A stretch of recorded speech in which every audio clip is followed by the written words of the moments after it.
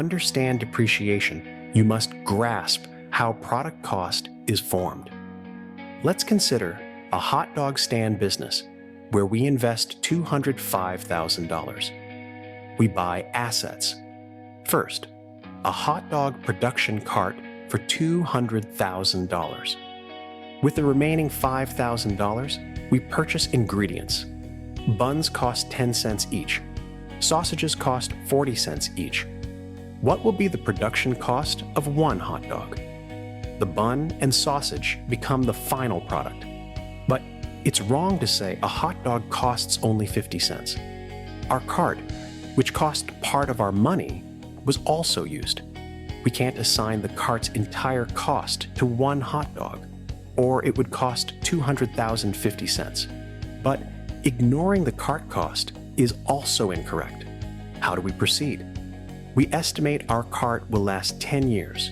Divide the cart's cost by 10 years. It loses $20,000 in value annually.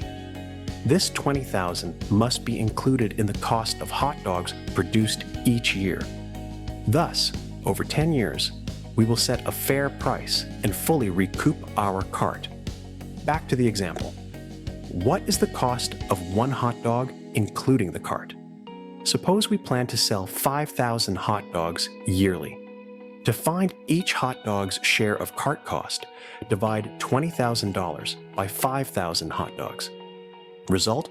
$4. This $4 is the depreciation per unit. Depreciation is the process of allocating an asset's cost to the products it helps make. In our example, the cart's value will regularly decrease by $4 per hot dog produced.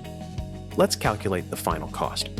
10 cents bun, 40 cents sausage, plus $4 depreciation.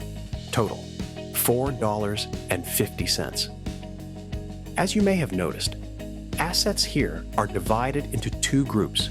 The first group is ingredients.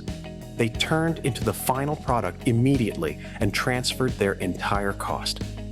After selling a hot dog, you get money and buy ingredients again. The production cycle, also called turnover, is complete. Such assets are called current assets.